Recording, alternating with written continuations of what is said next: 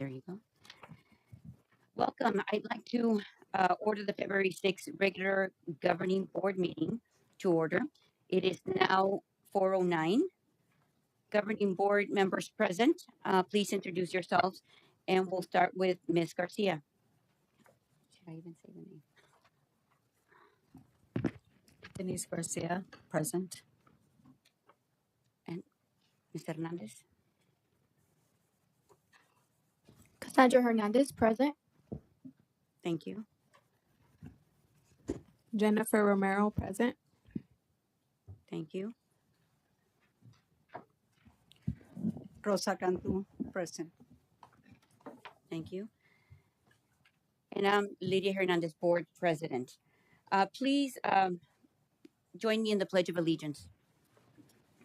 And I believe we've got a video. There you go.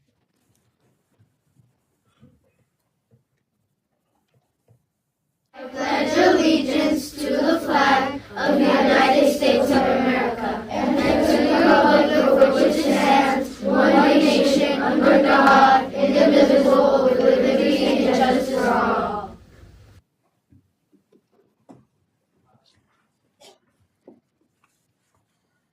Thank you.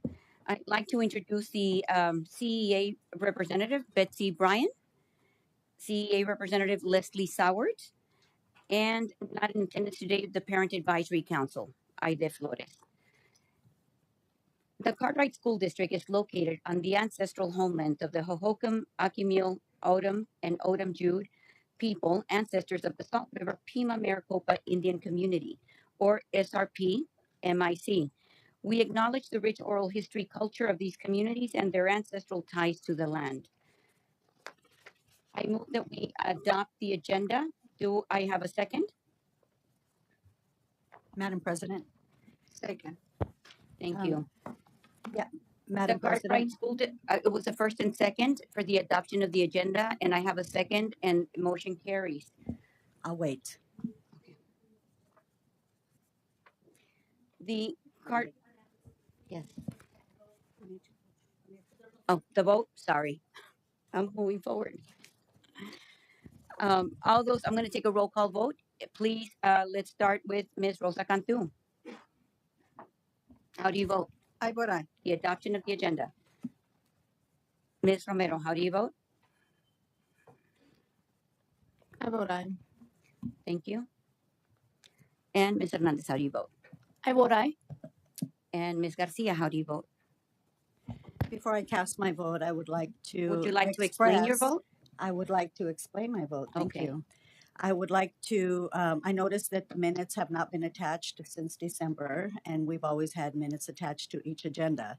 So my understanding is that they will from now forward be attached, as well as another notification that this board remains out of And your- compliance.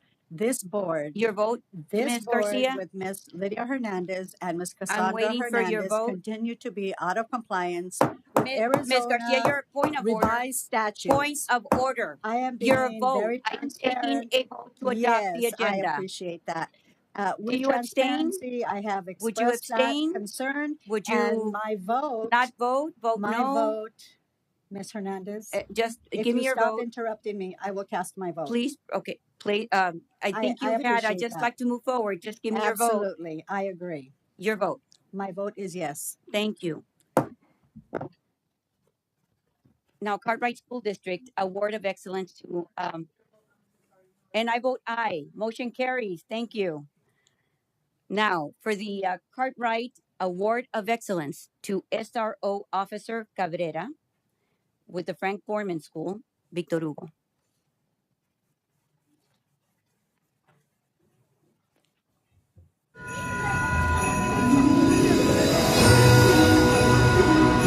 It is a lot. Hey, my name is Oscar. Good evening, Madam President, Lydia Hernandez, Mr. Steve Watson, esteemed governing board members, executive team, and everyone joining us here, both in person and on YouTube. This month, we're going to take a moment to honor and celebrate one of our SROs for going above and beyond.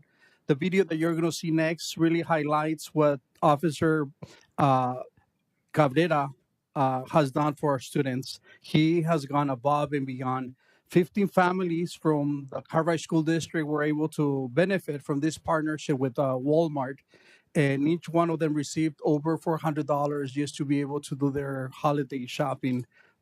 So let's enjoy the video, and then we'll come back with Officer Johnny Cabrera.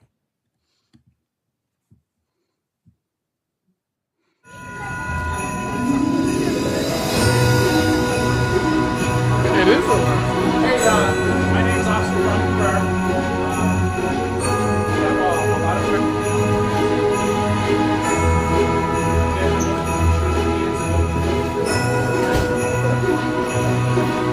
So I'm the school resource officer at Frank Borman. We've been in connection with Walmart Stores Incorporated for the past year. Walmart has taken the initiative to kind of adopt Frank Borman and adopt all the Cartwright kids and helping out whatever needs, whatever school supplies, any events that are happening. Walmart reached out to me a couple weeks ago, kind of last minute deal, but they wanted to shop with the COP event in the Cartwright district, and I told them that would be awesome if we could include all the Cartwright families, since the majority of the families do shop here and the kids do go to the schools in the Cartwright district. So it was just perfect timing. The store management, the executive staff and everything were all on board in putting this event together.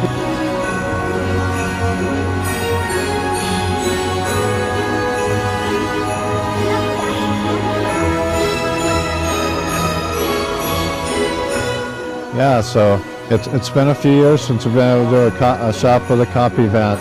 And I had an AP coach, so I was able to connect with the local police department. Obviously, we're in Maryville, a community in need, and we found it really important to, we adopted 15 families. They get to shop with the police officers. I think this shows really good community support. This is our neighborhood. These are the families that shop our stores, and this is a really good opportunity for us to give back.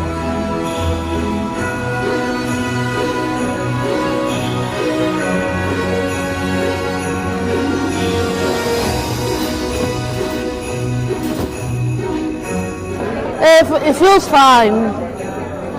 What are you most excited about this one?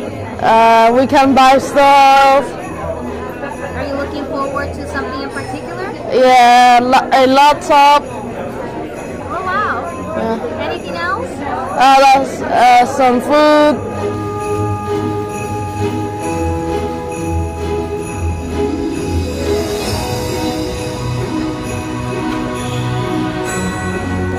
Nos va a ser de mucha ayuda. Aún no teníamos nada comprado, no hemos ido a seleccionar nada ni regalos, pues nos va a ayudar mucho.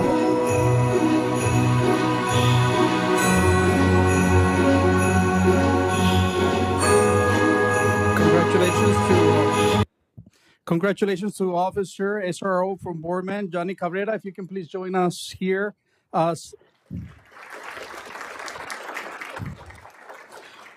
So we had families from Castro, Harris, Boardman, Cartwright, and John F. Long that benefited from this partnership that Officer Johnny Cabrera built with Walmart. Congratulations.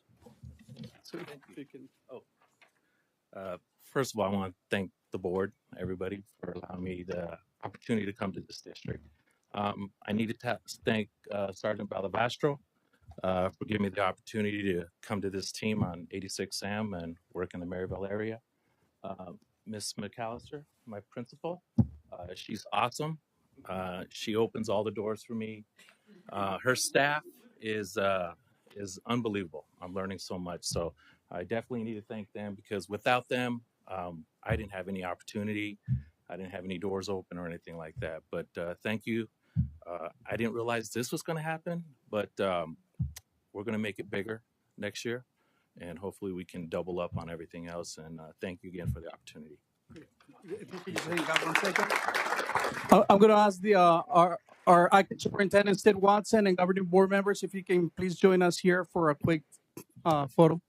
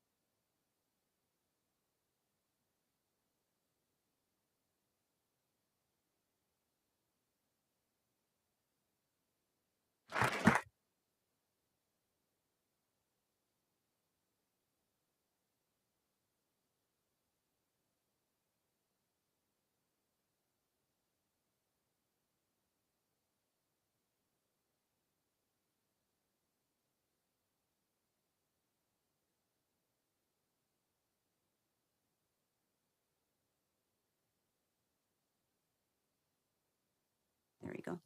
We'll go on to item D, which is called to the public, which thanks to our interim superintendent, Mr. Steve Watson, noticed that the item, the template of the agenda, the call to the public had been placed at the bottom. This is a template that has been used for the last few years. But thank you for making that recommendation and moving it to the top so that people that are here are able to be heard, earlier, right? Thank you. And I will go on to read the for consideration and possible discussion of comments and complaints from the public. The governing board will not take any legal action on matters raised during this portion of the meeting unless the comments and complaints pertain to items included in the agenda. The governing board president will set applicable time limits based on the number of public comments received. Up to a 3-minute time limit is set, and all are asked to adhere to this limit. The governing board may direct staff to study matters raised by the public or to reschedule those matters for future consideration, discussion, and possible action at a later date. Let me see, and I believe I had some filled out forms here. And I have Mrs. Wendy Mariscal regarding item B on the agenda.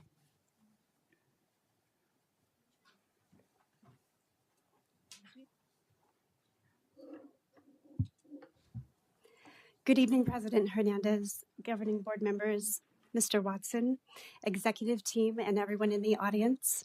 I want to start by telling you about some habits of mind that have sustained me throughout my career in Cartwright. These habits have shaped the way I approach decisions, accountability, and challenges. An example is recognizing the good things as opposed to just being reactive to negative. Another has been seeking to understand, particularly when someone says or does something that doesn't sit right. But the most important has been to keep students at the center of all decisions. It is imperative that we are intentional and mindful about how our choices impact the students that we are here to serve. But I'm human and I've made mistakes. And when I've strayed from these habits, I've had colleagues, so fortunately, and leadership that held me accountable and prompted me to reflect, rethink, and improve. And it's this kind of accountability that is critical for ethical leadership. Which brings me to ask, President Hernandez and Ms. Hernandez, when you continue to sit on this board as close relatives in,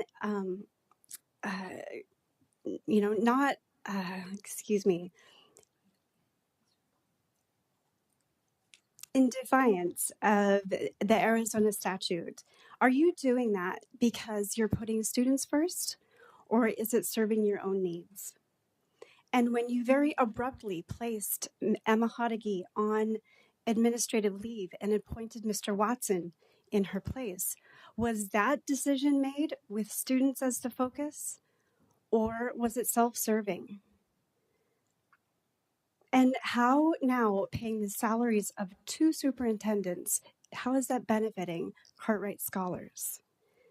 The attention that it's brought, I feel embarrassed by. And I'm not asking you this to attack you, but I seek to understand. The last time I stood at this podium, it was to express my gratitude for your support. But tonight, I'm asking you to reflect and to realign your actions with the values and the transparency and accountability that our scholars and this community deserve. Thank you. And I have Mrs. Cecilia Moreno.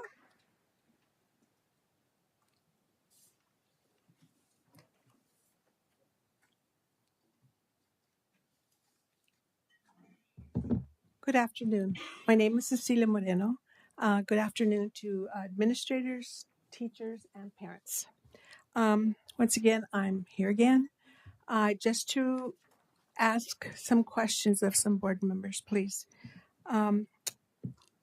Ms. Hernandez, How is it that you were able on your first board meeting to be qualified to vote for the termination of Mrs. Howdicky?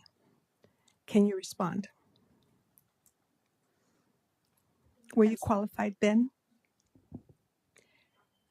Did you, Ms. Hernandez, and Mrs. Hernandez, your mother, discuss the qualifications of Mrs. Howdicky? Can you respond?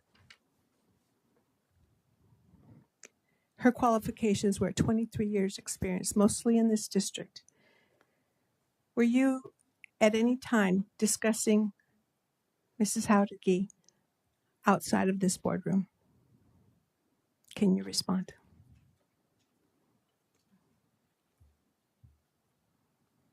No response? This is Ms. Moreno. This is called to the public. Consideration and possible discussion of comments and complaints from the public. The governing board will not take any legal action on matters raised during this portion of the meeting unless the comments and complaints pertain to the items included in the agenda. But the board is not able to respond. Okay, I want it on the record. Okay, my next question is to Mrs. Cantu. Did you know, Mrs. Cantu, that the person that you voted to appoint as interim superintendent, Mr. Watkins, was allegedly accused of misuse of funding, and that when he served as county superintendent? No, I'm sorry, Ms. Moreno, I'm sorry. Your time has concluded. No I don't public think attacks. I don't think No I've used my public 2 attacks. minutes. No public attacks. It's If not you a can public make your atta- statement, according to the Arizona Republic. please make your statement. According to the Arizona Republic, Please make your statement, or we've got 49 seconds left. Okay, Ms. Cantu, can you respond? Did you know that he had allegedly misused funds before you voted for him? And if you did, why would you put this district in jeopardy? I cease my time. Thank you. And we're going on to the consent agenda. I make a motion that we approve the consent agenda as presented. Do I have a second? Second. Thank you. And I will take a roll call vote. Ms. Denise Garcia, how do you vote on the consent agenda?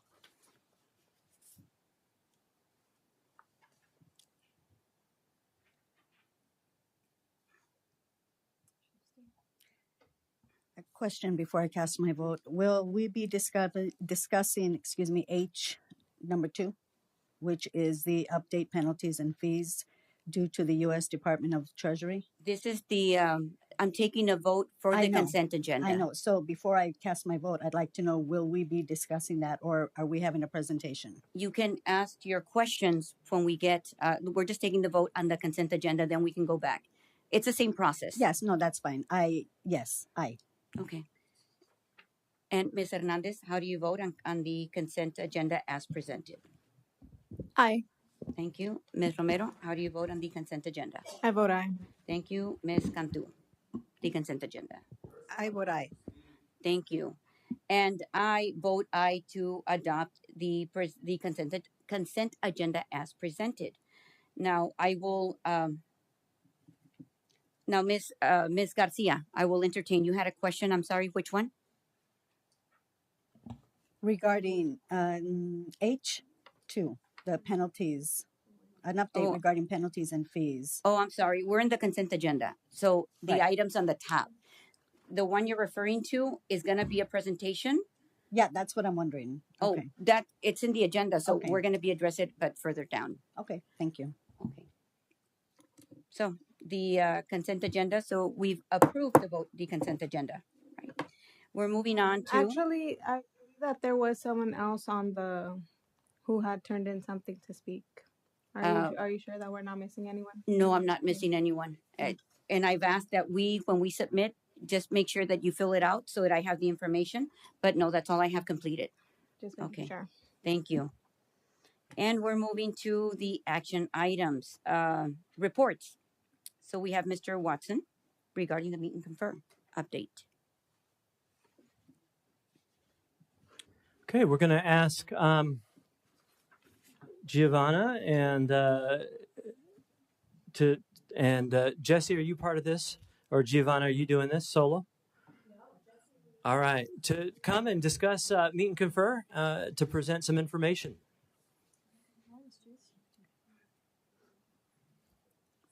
Maybe because she knows more. There we go. How about now?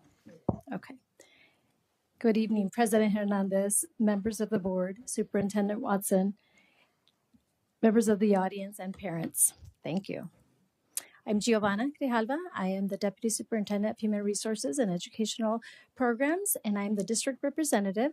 And I have with me Jessie Lee, and she is a third grade teacher at Sunset, and she is the CEA representative. And together we will provide an update on Meet and Confer. So I'll start with the Meet and Confer mission. Back in August, the team met to focus and support staff. The goal is to improving working conditions for all, ensuring fiscal responsibility while maintaining a solution-oriented mindset. So part of the team, and most of the team, they're here with us today, but our 24-25 Meet and Confer team, it started with Emma Hadagi as I transitioned over back in January 6th. We have Dr. Derek Etheridge, Executive Director of Business Services. We have Alyssa Silva Gilbert, Principal at Harris. Sean Little is the Assistant Director of Educational Services. Jessica Larson is the Director of Educational Services. Jessie Lee, she's a teacher at Sunset. Donald Wood, teacher at Boardman. Christine Nope, teacher at Estrella. Deborah Gonzalez is the Educational Support Professional, ESP at Sunset. And Leslie Swords Abel, teacher at Cartwright Educational Childhood Center. So this is our team. We're going to discuss the items that have been discussed and some of the priorities. I would like Jessie to talk about the CA priorities, and then we'll talk about our district priorities. Sure. So based on the Meet and Confer survey that we send out to the entire district, we develop priorities that people are asking for. And these three happen to be the largest on there. And they happen to be salaries for certified, insurance benefits, and stipends. And the district priorities will be moving forward together in a fiscal responsible manner, looking at extra duty contracts and sick leave as well. So together, we collaborated. We want to explain a little bit of what happened last year and how it bridged over to this year. But first, we'd like to talk about the collaboration we did starting with last year. So Jessie, you have a little bit more information that you can share. So last year, we focused a lot on the ESP salary schedules. So we do them biannually. We focus on a different group every year because, if you will, the piece of the pie is only so big and only stretches so far. So we focused on ESP schedules last year. We focused on work calendars last year, rather the 4-day schedule, ESPs, 10-month, 12-month. And then we went into budget and then the health benefits, basically insurance costs. Good. So this year, the focus was to look at the budget as well and be fiscally responsible for the budget. With that comes a salary schedule. So looking at the certified, as Jessie mentioned, this year, the focus was to concentrate on the certified staff. So this would be your teachers, counselors, TOSAs, and I believe anyone that's classified as certified. Also looking at the reduction in force rubric, which is a rubric that is used for principals to utilize and HR to utilize, as well to look at overages or teachers that need to transfer. Extra duty contracts, looking at the extra duty contracts to make sure that it's an equal opportunity for everyone. Also providing sick leave accrual, attendance award program, a longevity program, and then aligning the handbook to policy. So making sure that the regulation and everything that's in the handbook is aligned to policy. Making sure that there's no disconnect there.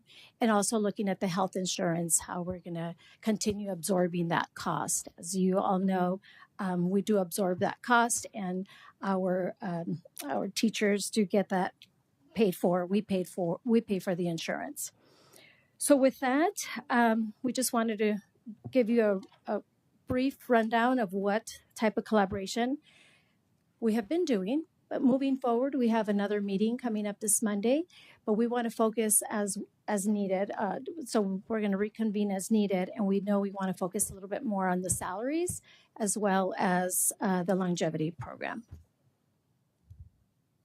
So with that, we're going to open it up to questions before we conclude. Does anybody have any questions? Ms. Cantu? I do, Madam President. Can you elaborate on the salary schedules for the ESPs for 24-25? What are you asking for specifically? Like, are you asking about what the salary increase was? Yes. So that's a great question. They were different.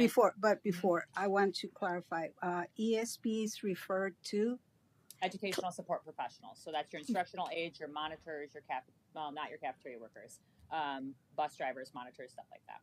Okay. Classified is what hourly employees as well. All the personnel that it's not teachers or administrators, correct? That is correct. Correct. That's ESPs. Yeah. Thank you. You may proceed. Were you asking specifically on what the change yes. was? What was negotiated? What was the... Sure. So last year, the ESP salary schedules, we have a schedule for them as well. So they do advance every year or take a step. However, with the minimum wage law, it is more difficult to kind of put exact number on it. So if you are in the A column, you actually had a larger increase because of that state law. Whereas if you were further over on the schedule, you got less of a raise. So we tried to make it, what we tried to do was make it, excuse me, where we didn't have to continue to go back every year to adjust for that salary increase for minimum wage law. So we adjusted that to the highest, and then we gave everybody else anywhere from, I want to say it was $2 down to 50 cents, depending on where it was, because we just took the amount of money that we had for increases and put it all into ESP the schedule. And this includes full-time, like the crosswalks. Absolutely. Yes, they all fall onto that salary schedule somewhere. So each one has a different category, but they're all on that salary schedule. What's the minimum hours, or what's the average hours to classify work a week? It's a great question. It depends on their actual position, and the executive team may be able to answer this more because I mean it would depend on where they what position they're in. Okay. Can you have it, Mr.? Good evening, Board President Hernandez, members of the governing board, the Superintendent Watson, members of the executive team, and everybody in attendance in person and online. The hours are dependent on which positions that we have available and whether or not those individuals want to do extra duties. So take your crossing guard, for example. Typically, crossing guards can work anywhere between 1 and 2 hours a day, but sometimes they might choose to do an additional positions like before school care or monitors. So not all individuals that have crossing guard positions have the exact same numbers of hours worked per day because they all choose to do different things. So I believe our smallest individual FTE is for our before school care, which is an hour a day at all of our schools, since we offer that as a benefit to our families. And the highest number of hours per week are 40 for our bus. Our bus drivers are still 40 hours. They work 410. Some of them work 5 days a week rather than 4 because we have students that we do have to transport on Fridays to various different districts that are not on a 4-day week. So it really ranges, but it's a wide range. But typically, most of our full-time employees are about 38 hours a week, or about 9.5 hours a day for full-time. But remember, full-time we define as anything 8 hours a day or more is considered full-time benefit eligible. So even if they don't work 40 hours, they get the same bump in their salary? Yes, the salary, the hourly rate is dependent on that bump that we gave everybody. Correct. Thank you. And one more question. How many, what's the personnel? How many employees of the ESP classify do we have? I'm guessing, wow, I haven't been asked that question in a while. Oh, we have 1,600 employees. I want to say 1,000, maybe a little less, 950. We have 988. Yeah, be my guess.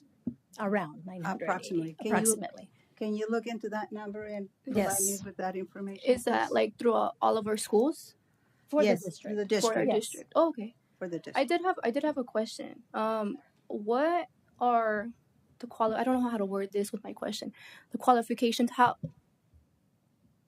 who receives benefits? Teachers, like as well, like insurance wise, or how are the qualifications within that work hours to or Everyone that is full time. everyone that is full time? So full time would So be like 29 and above hours 29 and will above qualify. hours. Is that correct? 30. Sorry, 30. Oh, okay. And then crosswalk. 1 to 2 hours a day. You said throughout the week, so it could be like Monday through Friday or Monday to Thursday. Now that we're 4 days. Yes. So Oh, okay. I just want to add to that too, because last year this was a passion project for myself. So one of the things that we did ask for was some of the people that were ESPs be able to work across, so they could do different positions. So you may be a monitor or the before school care or something like that. So you're not only working 4 hours, you can gain other hours in different positions. Oh, by picking up something different maybe throughout the day. Or Right. oh, Yes. okay. I just had a question pop up to my head and I just forgot about it. Oh my gosh. What was my next question? What you said ESP, can you elaborate what that means for me, just so I can notate and make sure I know what that Absolutely. stands It's for? an educational support professional. So previously they were okay. called classified employees. Oh, okay. They just don't have a certified degree in Degree. something. Well, not some of them, not all of them. That's Right. not entirely Okay. true either. Right. Okay. Alrighty. Thank you, Thank guys. you. Thank you. And I just wanted, based on the conversation, and it's a continuing conversation every year, but we had a lively conversation last year around this. But and I'm the first one that'll be quick to ask regarding classified staff, and because of the wide ranges and because of the hours, because of that. They're limited when we say we're going to do a raise, let's say across the board. It's not applicable to some of them, right? Just want to make sure for all of those that are going to this conversation for the first time. All righty, thank you. True. Madam President, I Ms. have Cantu? one more question. Ms. Grijalva, you mentioned that health insurance will be absorbed cost by the district. Correct. Can you elaborate on that, please? We provide insurance to all certified teachers, like ESPs as well. So the employee gets the benefits, health insurance, and they have the option to waive that as well. But we absorb that cost. There's a cost that we pay every year for our teachers. So we've been absorbing that, which I think in the future we may have to take a look at, see if there's other options as well, so that we want to provide the insurance to our staff. However, it is a cost. It's about a $12 million cost. So let's for clarification. So when the district absorbs the cost of the health insurance, district pays the health insurance for all those employees that qualify for those services. Correct. Correct. And employees pay how much? Zero. Okay. Thank you. Thank you. And just to piggyback off that question, the 12 million, and that's going to be for another agenda item moving forward. I'm not going to ask you that, Right. but you know where I'm headed. I want to track and see. We've made some decisions regarding some insurance being Correct. provided, and at the time, the staff was not able to produce a potential number that we were trying to anticipate impact, but we didn't have that to work with. However, it was approved anyway. Maybe at a future agenda item moving forward, I'd like to see where we are with that. Okay, absolutely. Thank We you. will add that. Thank you. Yep, we're done. Okay. Did we have anything else regarding the report? If not, then I'm going to the art and academic display. Okay. And Ms. Cantu, would you like to, or, yeah, go ahead. Before we move on to the next item, can I just jump in for the superintendent report. Is that okay? Certainly. I just want to publicly, apologize to the governing board. Many of us probably didn't know this, but just as we were preparing the agenda behind the scenes, we are getting adjusted to our timelines, and we want to make sure that we have every piece of information that might be requested.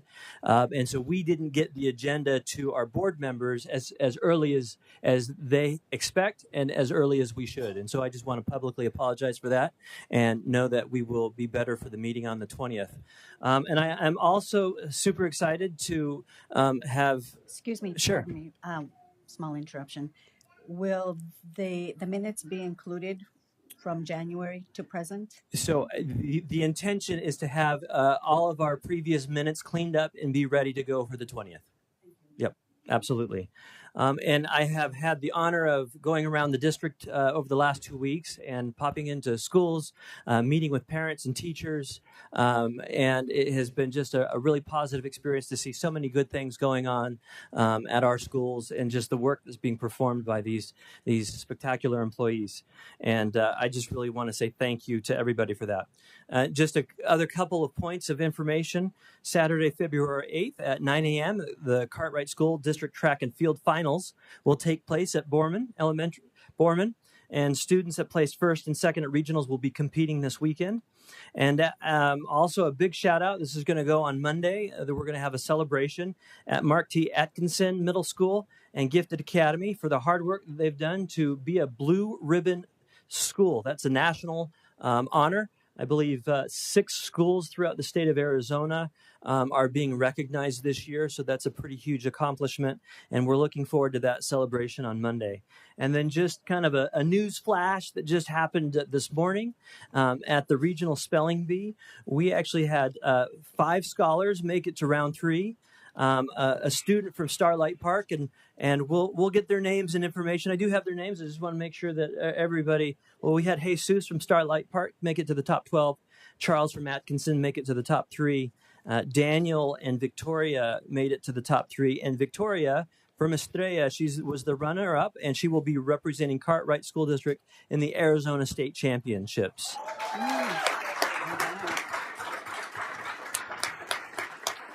So mark your calendars, because on March 15th, we're going to have some outstanding representation in that state meet. And so it's an honor to share this with the board, Madam President, board members. Thank you for the opportunity to share this and some of the good news going on here in Cartwright. Thank you. Thank you, Mr. Watson, and sorry for that. I was moving forward. I didn't know you were done, but thank you. And I will now, item H, the art and academic display. I've got the descriptor. I'm just going to briefly read. I think there's a couple, but there's a lot of pictures in between. This is Project Citizen, 8th grade, Raul H. Castro Academy of Fine Arts, Teresa Trujillo. Project Citizen is a civic education program that engages middle, secondary, and post-secondary students in monitoring and influencing public policy. Through group collaboration, students identify and research community issues and then develop policy solutions, culminating in a portfolio presentation during the second quarter. 8th graders at Raul H. Castro Academy of Fine Arts, guided by social studies teacher Ms. Murray and Ms. Astorga, participated in the process. Their work is showcased on the bulletin board organized by the scholars of Leaders Sol, the acronym, featuring QR codes linking to their positions. And they are located in the back under the Castro Project. Then we have the Whimsical Hats art display, a journey of creativity and reflection, 2nd grade, Borman Elementary, the principal, Sierra McAllister. Description: in this vibrant art display, you'll discover the imaginative creations of our students as they explore the world of whimsical hats. Inspired by the bold and expressive artwork of William H. Johnson's Three Friends and the playful narrative of Jan Brett's The Hat, students have designed and crafted unique 3-dimensional sculptures that reflect their creativity and personal style. The journey began with an exploration of color and mark making. On day 1, students used scribble marks to cover the outside of their bowl forms, experimenting with primary, secondary, and newly mixed colors to create lively, energetic patterns. This was followed by a day of collaging on day 2, where students added torn construction paper and yarn to build texture and intricate details, transforming their hats into works of art. On day 3, students embraced three-dimensional materials, decorating the tops of their hats with pipe cleaners, toothpicks, feathers, and wire, bringing their whimsical creations to life with dynamic textures and shapes. Finally, on day 4, students reflected on their creative process by completing a before and after a self-assessment, considering how their work evolved and what they learned along the way. This display celebrates the imaginative exploration of materials and self-expression, showcasing the diverse and whimsical designs each student has crafted. Join us in marveling at the colorful, dynamic hats that present a journey of learning, creativity, and personal reflection. And these are the ones that are displayed as you enter the building. We have 2D displays, Ms. Kersey, which displays candy art, 7th and 8th grade, Raul H. Castro Academy of Fine Arts, Teresa Trujillo, principal. The 7th and 8th grade students have showcased their creativity and precision through the grid method of drawing, creating vibrant and colorful candy images. By dividing their paper into a grid, students were able to focus on one small section at a time, carefully replicating the shapes, colors, and details of their chosen candy designs. This method helped them develop strong observation skills and attention to detail, resulting in impressive, visually dynamic work that brings the sweet world of candy life to the vivid colors and intricate patterns. And I believe these are in the back as well. We have Keely Funicane Rowan. Sorry if I'm not pronouncing it correctly, but the Zentangles Realistic Value Drawings. This is for 7th and 8th grade Advanced Art. Desert Sands Mass Communications and Journalism. Patricia McCoy is the principal. Zentangles, 7th and 8th grade scholars drew various lines and patterns to create structured compositions called Zentangles. Scholars focused on displaying high craftsmanship and having a range of value and contrast within their artwork. Realistic value drawings, 8th grade advanced art scholars learned about proportion contrast and scale to create realistic value drawings. Using the grid method, the scholars sealed or scaled their image to a larger size and made a contour drawing of their picture. The scholars carefully used a variety of drawing pencils and pressure to create a range of value and contrast to shade their final drawing. And those are the ones that are, I believe, to our side there. Thank you so much for the art display information and report.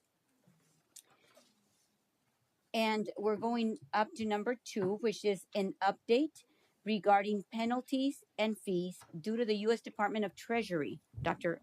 Derek Etheridge. Madam President, Governing Board members, Superintendent Watson, executive team, and all those in the audience. Generally, I actually really enjoy presenting to the Governing Board. Unfortunately, tonight is not one of those nights that I want to be up here to discuss this. However, in the spirit of transparency, I think it's important that the Governing Board understand and know that there are dues and fees and penalties that are due to the IRS due to 2 different tax issues. Okay, the first one is from Form 1095s. Okay, Form 1095s are the health insurance forms that employees receive to say whether they had health insurance and who was covered under that health insurance and those types of things. This was for tax year 2017. Okay, and in 2017, there was a failure to furnish those tax forms to the employees, as well as a failure to file those tax forms. So you have to furnish the forms to the employees, and then you also have to submit those forms to the IRS. So in 2017, that was not completed. So that resulted in penalties that amounted to a little over $1.6 million. The second issue was for tax form 941. And 941 are quarterly tax filing. So we as a school district, we are exempt from paying federal income tax. However, we are responsible for collecting the federal income tax that the employees need to pay and remitting that to the IRS. And so this issue from the 941s was kind of twofold. The first issue was that As we started, we had some turnover in our payroll department. And so as we started processing payrolls and we were having some issues with processing payrolls, when you process payrolls, you have to balance all those numbers and balance how much you owe to the IRS and balance how much you owe to ASRS and all of those different pieces. So because of the amount of federal income tax, it's about $750,000 that we remit to the IRS every payroll. And because of that amount, we are what's called next day payers. We have to pay that tax by the next day after we process that payroll. Well, as we were going through and balancing in some of those things, because the numbers weren't matching, some of those payments were not made the next day. So that caused some late penalties for that. The second piece is when you file those 941s, those quarterly 941s, how the IRS knows when that tax is due is you have to state when your pay dates are and when you ran that payroll so they know, hey, by the next day, you need to submit those payments. So when we filled that form out in those 941s, on paydays, those were fine, but there were some what are called off-cycle payrolls. And so, for example, we might pay a supplemental check, like when we did the hardship stipend. Like the hardship stipend was an off-cycle check. So we might have run that a week after our normal payroll. Well, when we filed the 941s, we were putting that amount on the day of the payroll, of that previous payroll. So we couldn't have even remitted the next day after that, but we did because we ran it a week later, if that makes sense. So really, the bottom line is that the 941s were not filed properly, and so that also caused those late fees for that. So that amounted to approximately a little bit over $500,000 to the IRS. Okay, so overall, the penalties and fees are about $2.1 million. This is coming from the indirect cost fund, so this is not coming from M&O to do that. But again, we just wanted to make sure that the governing board was aware of those. Because we shouldn't be paying these penalties and fees, there was an audit finding in our most recent audit. We did also, just to know, this obviously that first one, that biggest one was from 2017. The reason that we're talking about it now in 2025 is because we did retain legal counsel to try to fight that. And so we've kind of been going through that process. We were notified of this in 2019 or 2020, and since then have been working with legal counsel to try to get those fees and penalties abated. But unfortunately, it's the IRS, and they did not approve our appeal. And so in order to make sure that we're not accruing any more taxes and fees, we made sure to we want to pay this off so that we're not having more penalties addressed to that. I do also want to comment, because I think that obviously this is a lot of money. We don't ever want this to happen again. So from the benefit standpoint, those 1095s, when we did go to self-insured and we worked with the Valley School Benefit Group, they actually assist us now with that process. So before it was whoever the benefits coordinator was at the time, that person is still overseeing it. This was 4 benefits coordinators ago, but now the new benefits administrator oversees this process, but works with the Valley schools, works with consultants to make sure that these things are filed on time and appropriately. And then with the 941s, that's a payroll function. And so after going through some of these things, we made sure this is where that new position that you guys approved for that payroll administrator came in, was to make sure that we had somebody in there that could oversee, that had a lot of experience in payroll, to make sure that these things were filed correctly and on time in the future. And I'm happy to answer any questions. Okay. Ms. Garcia. Thank you, Madam President, fellow board members, executive team, everyone in attendance. So these penalties occurred back in 2017. Madam President, Board Member Garcia, 1.6 million of that was from the 2017 issue, and then 500,000 of that was from the 2023 issue. It was 2023 issue. Okay.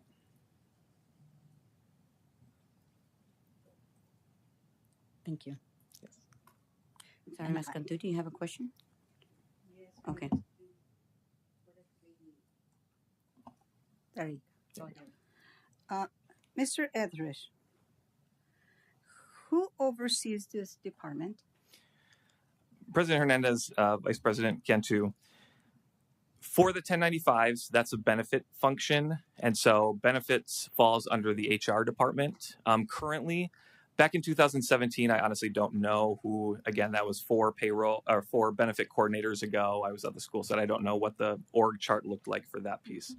The 941 is a payroll function. And so I am the executive director over payroll.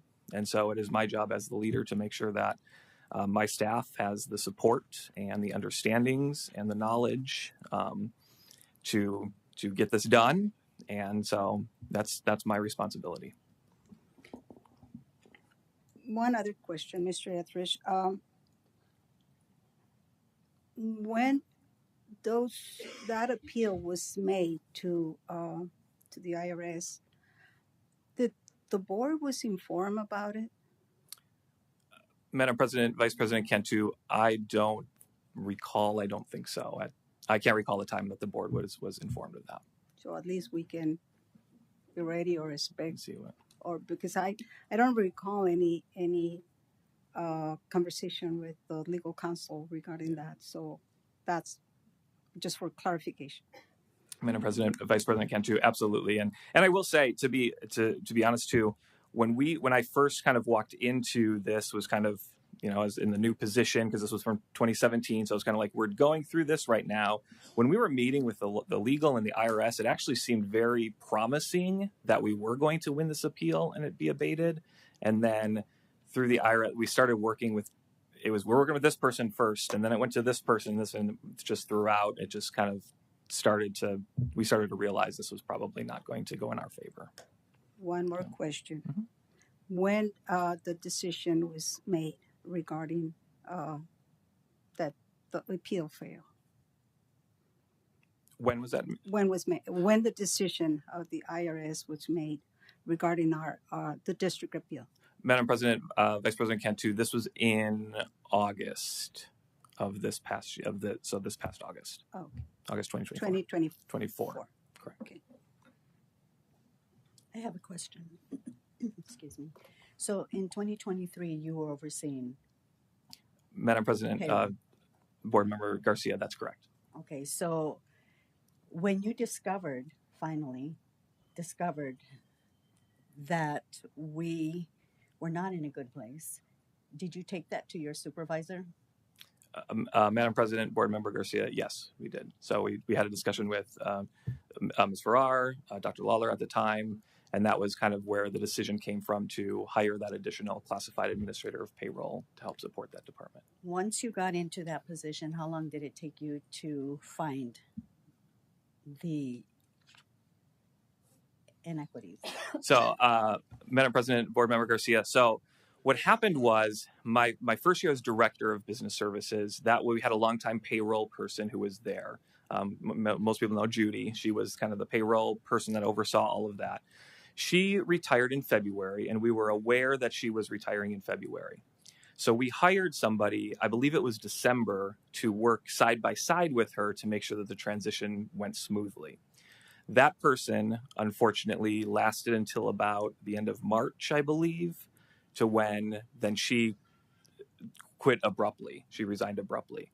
So then we were kind of scrambling to find that new person. So that new person came in right at, and that's where the start of this was, new people. That was a new supervisor. We had new payroll staff that started in June of 2023. So this was kind of one of those things where it was just a lot of staff. And it's not an excuse, but there was just inexperience, myself included, because I had been there a year and didn't really have to get in the weeds of the payroll because Judy was always taking care of those things. So I was kind of with them trying to learn and understand some of these things as well. Okay, and at that time you were supervising Judy?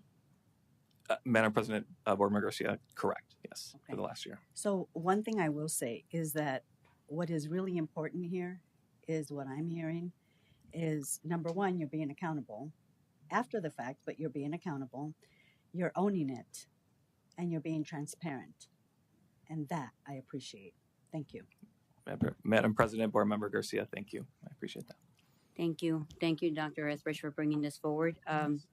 As we move forward and identifying where we are exactly with our financials. And I'm looking forward to those reports, calculating, anticipating what else is going to be added to that. I just want to make sure that we have a good grip and understanding moving forward where we're at. There's a lot of rumors out there. I know we're gonna do away with. Thank you so much for Yes. your presentation. Thank you, Madam President. Thank Do you you. have anything to add? All right. Thank you. Thanks, Derek. That was great. Thank you. And item number 3, request for future agenda items as information discussion and at a future meeting. I know we've discussed, I know at least have a list of items and reports that I've requested. And I'm going to work with the superintendent to make sure that we accommodate for enough time. I'm sure they're going to be lengthy, having to deal with our financial situation, student achievement, and what else that we need in place right now, or anything else that we need to address during that time. Thank you so much. And I'm going to the item I, announcement for the future meeting date and other routine. Oh, I'm sorry, there's more? I do, yes. Okay. I do have a request, several in Go ahead. fact. Okay, to begin with, I'd like to request an executive session based on the, updates regarding Emma's time off, what that looks like. Excuse me, where are we with the investigation? What are those timelines? What does the attorney have to say? What, if anything, has been found and or disclosed? And if nothing, I would think that would be a great opportunity to bring her back. And so my second request is the status of, because there's been an ongoing concern regarding funding, and rightly so, I'd like to be able to request, this is probably more of an HR thing, what the expectations are or the roles of executive directors. For example, if they are supervising directors, what would that look like? If they are not supervising directors and or they are not supervising a certain number of employees, 3, 4, 5 or more, whatever that looks like, what would justify them being an executive director? And so maybe we can talk about policy, see what that looks like. And I think that's more your forte. And that's being transparent. Okay. Also, from Mr. Victor Hugo Rodriguez, I'd like to know, if it be the will of the board, the progress efforts to address declines of student enrollment, recruitment, retention, and what measures in communication with our principals and community have been taken. So that's, okay, so far 3 things. And also, okay, another issue that you have stated several times, Board President, is $65 million that are missing. So, and I think perhaps... let me just stand corrected. I've never stated that $65 million are missing. Or spent. You said spent. Bond overrides. Yeah, bond. Okay, so my understanding with that, and this is, I think, would bring clarification for this concern and or question, is I know that with bonds, there's a certain amount of time that money can be spent. Are we going to discuss it now, or do you want to request the item? Excuse me. You've had the floor I'm asking for many a question. times, so please give me the same courtesy. For okay? clarification. Yeah, courtesy, please. So I'd like to, be able to discuss that, the timelines that are involved with the bond, when it should be spent, or how much time do we have to utilize that money? Can it be used, for example, instead of 10 years, can it be spent in 4 years? And if it's spent in 4 years, for example, I know that we got gyms, Uvalde happened, so we were in a crisis with security. So with all of that being said, looking at timelines, the money, where it went, why it went, and basically it boils down to justification. And I think that will answer all of our questions. Thank you. I'm not done. No.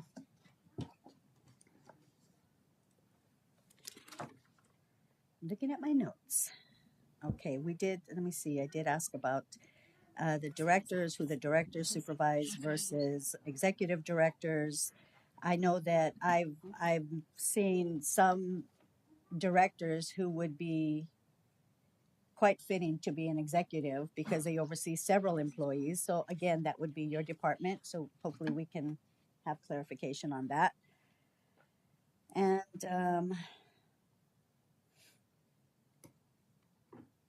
okay, and one more thing. Also, because there was a bit of a miscommunication, and I'm just going to leave it like that. We'd like to, if it be the will of the board, to discuss BEDH and BE, which is meeting procedures and bylaws. And as we continue to be public servants, I was at a meeting yesterday. This is a little bit of sidebar, but it relates. And at this public meeting, there were several people who waited 2-3 hours to be able to speak. So when the time came, 2 board members left. And so they broke quorum. So they were unable to ask the community, they were unable to discuss what their concerns were. All they could do was listen. Here on this dais, we are public servants. We are not here to serve ourselves. This is not a self-serving position. Hold on, I'm not finished. I'm not finished. I'm not finished. I have asked for future agenda items. I hear you loud not and clear. A conversation. This is not a conversation. We have a. This is being. We this cannot is being discuss transparent, and this is being ethical. And what I'm asking this for is not are ethical practices on this dais. Point of order. We're moving forward. This could be a violation of open meeting law. We're having a conversation on a future agenda item that we have not agendized. You know what? So I can name several open meeting violations that you have I am going to an adjournment. I move that we go into adjournment. And I make that motion. Do I have a second? Okay. The announcements. Thank you. Thank you. That is our next scheduled governing board meeting will be held on Thursday, February 20th. 2025 at 5 p.m. at the Cartwright School District Boardroom. I've made a motion for adjournment. Do I have a second? Second. Thank you. We'll go to a roll call vote. Ms. Garcia, how do you vote on adjournment? Before I cast my vote, I'd like to say one thing. Now, do you want to explain your vote? Or? Yes, I would love to explain my vote. Okay. So for on adjournment. behalf of this board, I would like to apologize to this community and to everyone in this room for the unethical practices. For adjournment, on that note, think about how you're going to vote on adjournment. Ms. Hernandez, how do you vote for adjournment? On that note, I vote aye. Thank you. We vote aye on adjournment. Ms. Garcia, for the record. Ms. Hernandez, please. I vote aye. Thank you. And Ms. Romero on adjournment. I'd like to explain my vote before we adjourn. I'd like to repeat that we as a board are out of compliance with Arizona state statutes, and I vote aye on adjournment. Thank you so much. And Ms. Cantu? I vote aye. Thank you. And I vote aye. And we are now adjourned. And the time is 5:13. Thank you.